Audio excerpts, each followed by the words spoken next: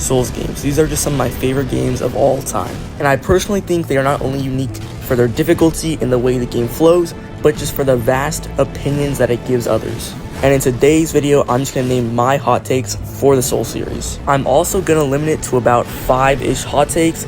That way I can kind of go in depth in these hot takes and explain my reasoning without this video being super long and a giant commitment. Also, this is my third video of doing this sort of type of thing just with hot takes in general. So if you want to see the other two, they are right here on the screen.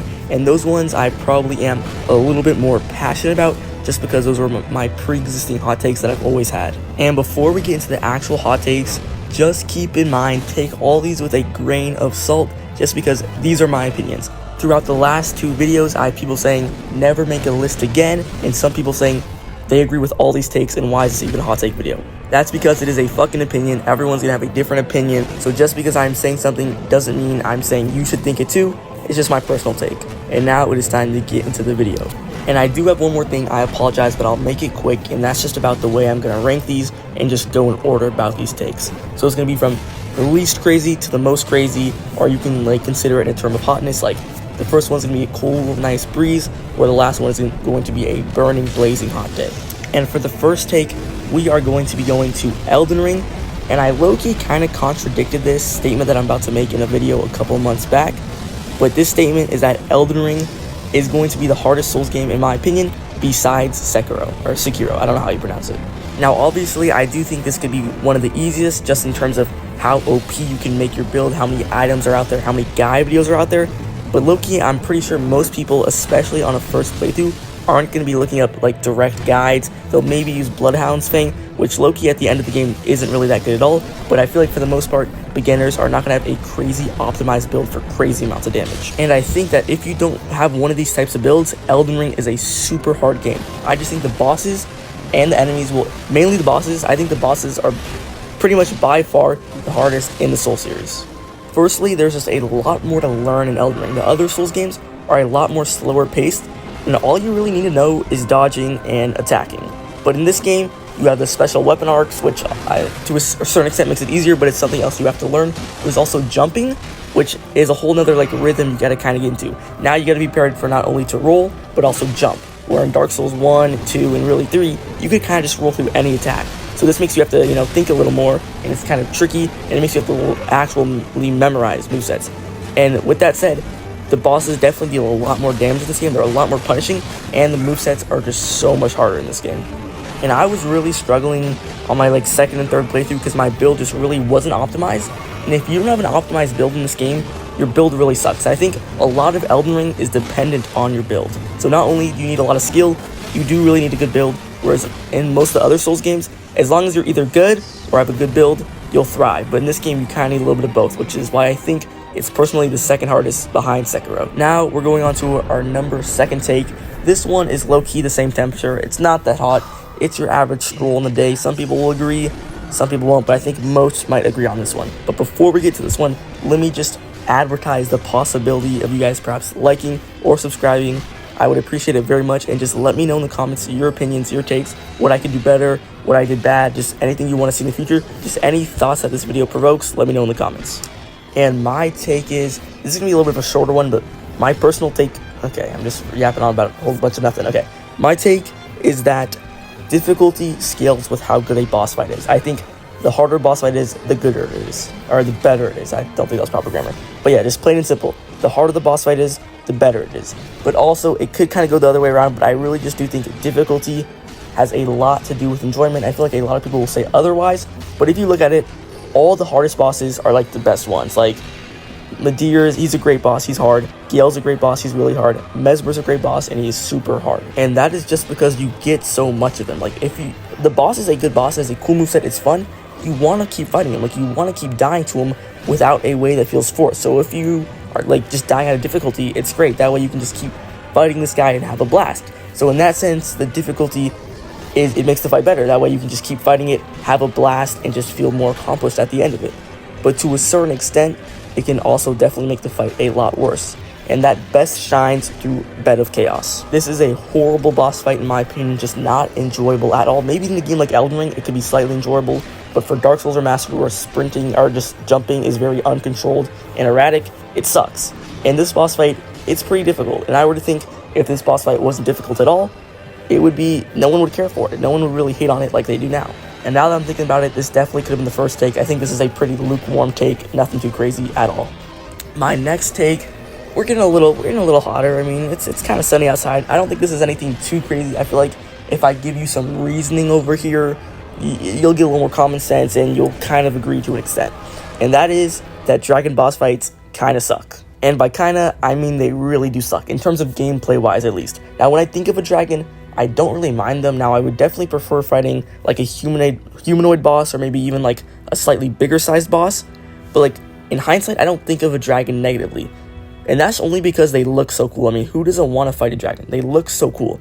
But in terms of gameplay, I think it is by far the least fun gameplay out of any type of enemy or boss in general. Now there's a select few, which is Placidus, Bale, and Midir, and I low-key, like, I enjoy these fights. I do think they are great fights, but the only reason I consider them so great is because they're dragon boss fights. Like, they are super good for dragon boss fights. So since they have decent gameplay and they look so cool, you're obviously gonna love those guys. But yeah, besides like Bale, I mean, Bale's one that's actually really good, but besides that, most of those other two are like, they're good, but they're nothing crazy. Like, they are nowhere near the level of Mesmer, in my opinion. And that's just due to how the gameplay of a dragon boss fight feels. Firstly, 90% of the time, the camera is going to be such a hassle. I mean, the camera's just super annoying, and if the camera's all messed up, it just makes you feel unintrigued with the fight. Also, what else makes you feel unintrigued with the fight is just how big the enemy is. If you're just like kind of sitting there whacking at his leg while he just does like, you know, giant swoops and shit, you don't really feel immersed in the experience. Like, it kind of just feels like a chore to a certain extent. I also do feel like they make more than half the dragons just run up towards you, do a couple swipes, breathe fire, fly away, and you just kind of chase them. That's like 90% of the dragons in Elden Ring and Dark Souls 2. So I feel like that also brings it down a little, and like their attacks low-key aren't that crazy. I mean, it's kind of just a giant shit show for the most part.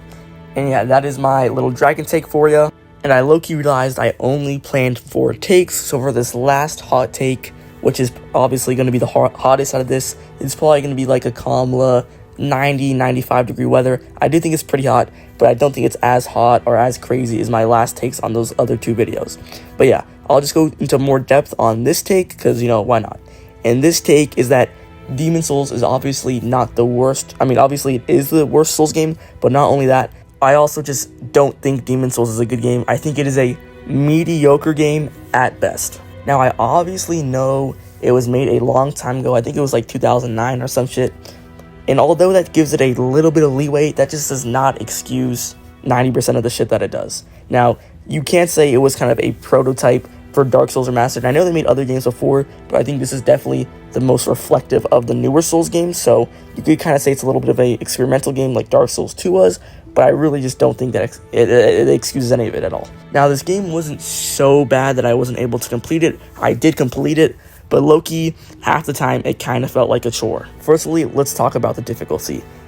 The difficulty is easy in all the places that you don't want it to be, and it is hard in all the places that you don't want it to be also. So, like, just going through the areas and dealing with, like, runbacks and just navigation, for me, it was super confusing. Obviously, this is going to be for me because it is a personal take, but I was always getting lost in areas, and I was always like struggling with the runbacks. Like that early game runback is so fucking annoying. The difficulty is all very artificial here, and it definitely feels very unfair. But once you get to the boss fights where you want it to be hard, you want it to be crazy, the boss fights are all fucking pushovers that are so fucking easy. I also just think the combat is pretty mediocre, especially with the remaster, because I only ever played the remastered one, or whatever you want to call it, on the PS5, and the combat is just low-key unenjoyable. Like, when I first started playing it, I was like, okay, the camera shakes and whatnot, this looks like really high-tech, but it just wasn't fun. Like, the backstab animation looked cool at first, but I low-key just got old with it, or whatever you want to call it, and I just didn't enjoy them. I just didn't really enjoy the combat. It just felt like very repetitive. Like, it just felt very boring, and I just got old of the combat, and it just felt very clunky too. Like, it just didn't really feel skillful.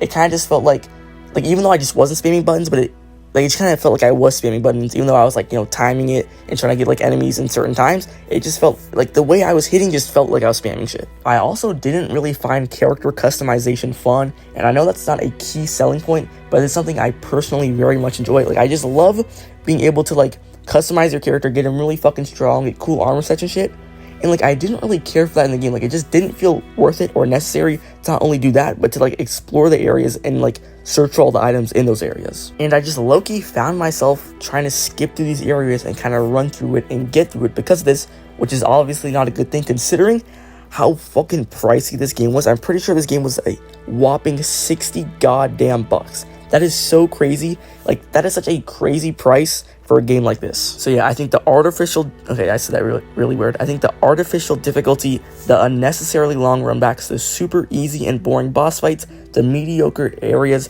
the way they handled weapons, and just all these shitty aspects make Demon's Souls not only the worst game in the Souls series, but a pretty mediocre, if not bad game, if anything. Actually, especially for the price range, a bad game. And if you ever compare, like, it just hurts me so much when people compare Dark Souls 2 to this game saying they're interchangeable or Dark Souls 2 is worse. Bro, come on, like, Dark Souls 2, it's a decent game. It's not on Demon's Souls' level. And that is basically it for this video, guys. I know I only did 4 takes, and I kind of rambled on a little bit about nothing for a little while. If you guys like this video, please just make sure to like and subscribe. Let me know your opinions in the comments, and I'll hopefully see you in the next one.